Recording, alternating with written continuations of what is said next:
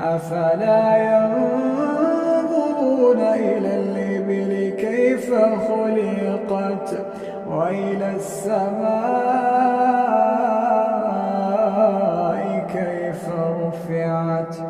وإلى الجبال كيف نصبت وإلى الأرض كيف سطحت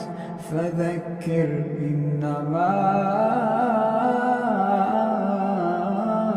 أنت مذكر لست عليهم